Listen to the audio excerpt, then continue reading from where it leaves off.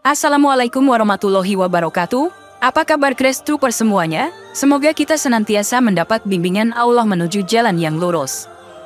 Dalam menjalankan ibadah, salah satu yang seringkali dilupakan adalah sholat duha. Namun tahukah Anda bahwa sholat duha memiliki keutamaan yang luar biasa dan dapat membawa berkah dalam kehidupan sehari-hari? Meskipun tidak wajib, sholat duha memiliki banyak manfaat. Namun, ada juga kesalahan umum yang sering dilakukan dalam melaksanakan sholat duha yang malah bisa menghambat rezeki. Untuk itu, penting bagi kita untuk mengetahui waktu dan cara yang tepat dalam melaksanakan sholat duha agar bisa meraih keberkahan dan mendapatkan rezeki yang lancar. Penting juga untuk mengetahui beberapa waktu dan juga kondisi yang dilarang sholat duha agar tidak mendatangkan petaka.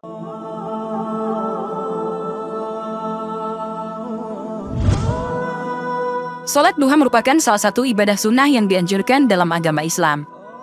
Meskipun tidak termasuk dalam kategori sholat wajib, sholat duha memiliki banyak keutamaan dan manfaat yang sayang untuk dilewatkan.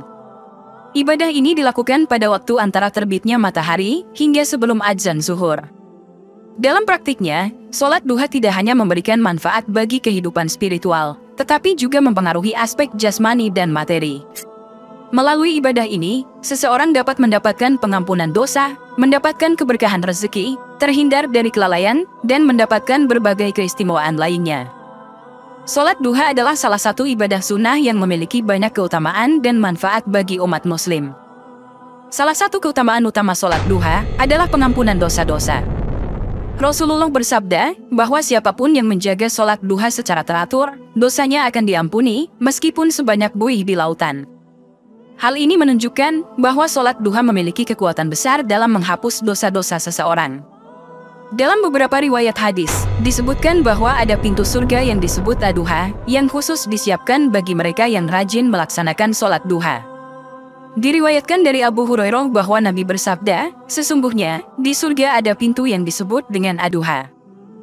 Nanti pada hari kiamat ada yang memanggil, siapa yang senantiasa menunaikan sholat duha, ini adalah pintu kalian, silakan masuk dengan rahmat Allah. Meskipun terdapat perbedaan pendapat di antara para ulama tentang keabsahan hadis ini, namun hal ini menunjukkan bahwa sholat duha memiliki potensi untuk membawa seseorang masuk surga. Sholat duha juga memiliki keutamaan dalam menjauhkan seseorang dari golongan orang yang lalai dalam beribadah dan berusaha. Rasulullah bersabda bahwa orang yang melaksanakan sholat duha tidak termasuk dalam golongan orang yang lalai. Dengan menjaga sholat duha, kita menunjukkan ketekunan dan kesungguhan dalam beribadah. Sholat duha juga dianggap sebagai bentuk sedekah untuk diri sendiri. Dalam sebuah hadis Rasulullah menjelaskan bahwa setiap sendi tubuh manusia memiliki kewajiban untuk bersedekah setiap hari. Mengucapkan tasbih, tahmid, tahlil, takbir, dan mencegah kemungkaran, semuanya merupakan bentuk sedekah. Namun, semua ini dapat digantikan dengan melaksanakan sholat duha 2 rakaat. Dengan melakukan sholat duha, kita memberikan sedekah kepada diri sendiri dalam bentuk amalan yang mendekatkan kita kepada Allah. Manfaat penting lainnya dari sholat duha adalah, Allah akan mencukupi kebutuhan mereka yang melaksanakannya hingga sore hari tiba. Allah telah menjanjikan bahwa setelah kita melaksanakan sholat duha, Dia akan mencukupi kebutuhan kita. Hal ini memberikan rasa aman dan keyakinan bahwa Allah selalu merawat hambanya yang menjaga sholat duha. Dalam kesimpulan, sholat duha memiliki keutamaan dan manfaat yang luar biasa bagi umat muslim. Begitu pentingnya menjaga kualitas dan pelaksanaan yang benar dalam sholat duha, sangatlah disayangkan bahwa seringkali terjadi kesalahan yang mengurangi manfaat dan keberkahan yang seharusnya dirasakan. Salah satu kesalahan yang sering terjadi adalah ketidakkonsistenan dalam melaksanakan sholat duha. Beberapa orang mungkin hanya melaksanakannya secara sporadis, atau hanya pada beberapa kesempatan tertentu. Padahal, keutamaan sholat duha dapat dirasakan secara maksimal jika dilakukan secara istiqomah, yaitu secara rutin dan teratur. Rasulullah bersabda, seandainya kalian sungguh-sungguh bertawakal kepada Allah, sungguh Allah akan memberi kalian rezeki, sebagaimana Allah memberi rezeki kepada seekor burung yang pergi dalam keadaan lapar, dan kembali dalam keadaan kenyang. Ketidakistiqomahan dalam melaksanakan sholat duha dapat mengurangi manfaat dan keberkahan yang seharusnya didapatkan. Kemudian, banyak orang yang melaksanakan sholat duha tanpa memahami makna dan tujuan di balik ibadah ini. Sholat duha bukan hanya sekadar rutinitas ibadah, tetapi memiliki makna yang mendalam dan tujuan yang terkait dengan ketaatan kepada Allah dan peningkatan spiritual. Misalnya tentang keimanan dalam hati seseorang. Allah berfirman, "Jikalau sekiranya penduduk negeri-negeri beriman dan bertakwa, pastilah kami akan melimpahkan kepada mereka barokah dari langit dan bumi. Tetapi mereka mendustakan ayat-ayat kami, maka kami siksa mereka disebabkan perbuatan mereka sendiri." Dengan memahami makna dan tujuan sholat duha, seseorang akan dapat melaksanakannya dengan keikhlasan dan penghayatan yang lebih dalam, serta tidak malah diazab oleh Allah. Kesalahan lain yang sering terjadi adalah tidak memperhatikan waktu yang tepat untuk melaksanakan sholat duha.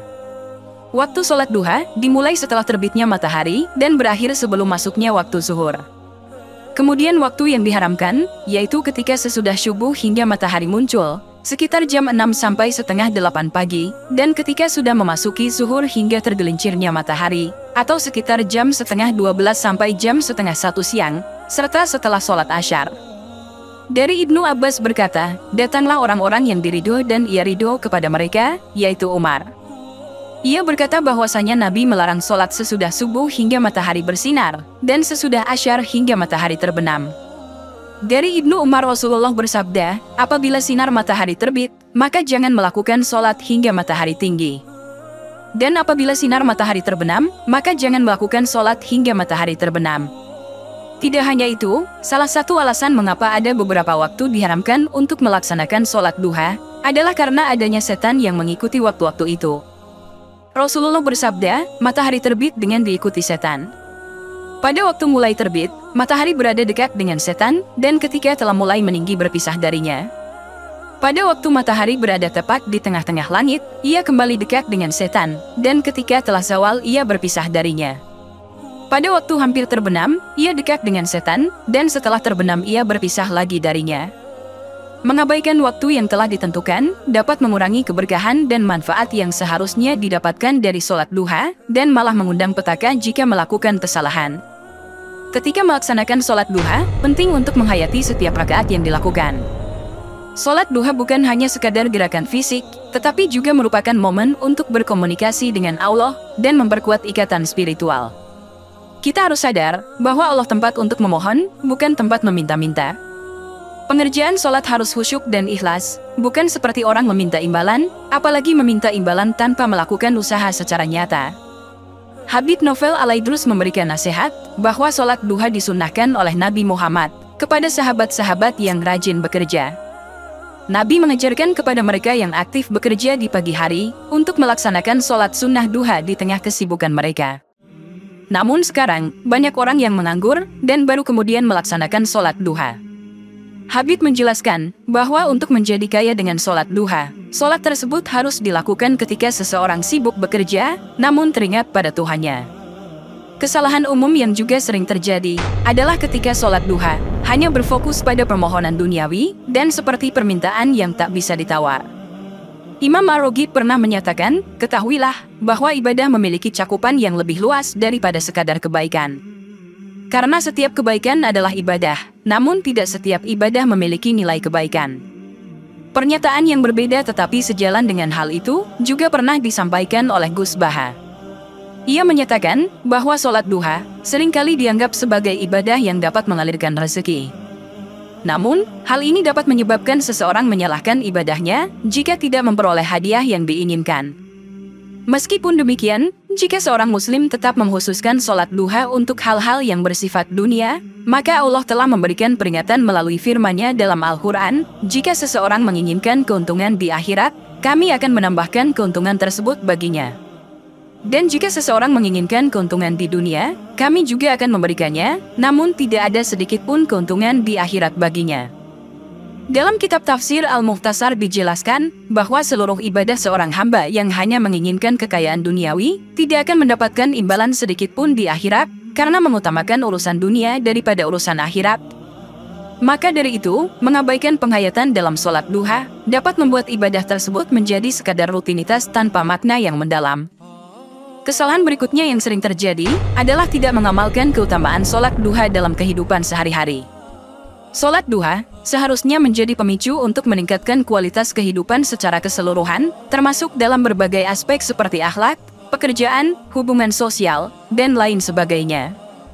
Kita ambil contoh masalah sedekah. Perumpamaan nafkah yang dikeluarkan oleh orang-orang yang menafkahkan hartanya di jalan Allah adalah serupa dengan sebutir benih yang menumbuhkan 7 bulir. Pada tiap-tiap bulir, 100 biji, Allah melipat gandakan ganjaran bagi siapa yang Dia kehendaki. Dan Allah Maha Luas karunia-Nya, lagi Maha mengetahui. Walaupun sholat duha kita rajin, namun melupakan sedekah, Allah juga tidak sudi memberi rizki, karena kita tergolong orang yang kikir. Begitu pula jika kita rajin sholat duha, namun masih suka bermaksiat, Allah malah memberi kita azab yang pedih. Dan apa saja musibah yang menimpa kamu, maka adalah disebabkan oleh perbuatan tanganmu sendiri, dan Allah memaafkan sebagian besar dari kesalahan-kesalahanmu. Maksiat dan perilaku manusia setiap harinya akan mempengaruhi limpahan berkah dan kasih sayang Allah. Mengabaikan implementasi keutamaan sholat duha dalam kehidupan sehari-hari dapat membuat manfaatnya terbatas dalam konteks ritual semata. Dampak dari kesalahan-kesalahan tersebut adalah ketidakmaksimalan dalam mendapatkan manfaat dan keberkahan yang seharusnya didapatkan dari sholat duha. Rezeki yang diharapkan pun mungkin tidak tercapai secara optimal. Oleh karena itu, penting bagi setiap individu yang melaksanakan sholat duha untuk menghindari kesalahan-kesalahan tersebut dan memperbaiki pelaksanaan ibadah ini dengan sebaik-baiknya. Dari paparan ini, dapat disimpulkan beberapa hal terkait sholat duha. Sholat duha memiliki banyak keutamaan dan manfaat bagi kehidupan spiritual dan jasmani kita. Beberapa keutamaan tersebut antara lain dosa-dosa diampuni, potensi masuk surga lewat pintu ad-duha, terhindar dari kelalaian, sedekah untuk diri sendiri, dan dicukupi kebutuhan oleh Allah. Namun perlu diingat bahwa melaksanakan sholat duha bukanlah jaminan untuk mendapatkan kekayaan materi.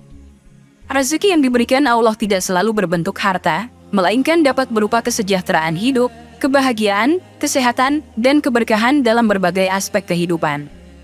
Selain itu, dalam melaksanakan sholat duha, perlu diperhatikan waktu-waktu yang dilarang untuk melaksanakannya, yaitu setelah subuh hingga matahari bersinar sepenuhnya, ketika waktu zuhur, serta setelah asyar hingga matahari terbenam.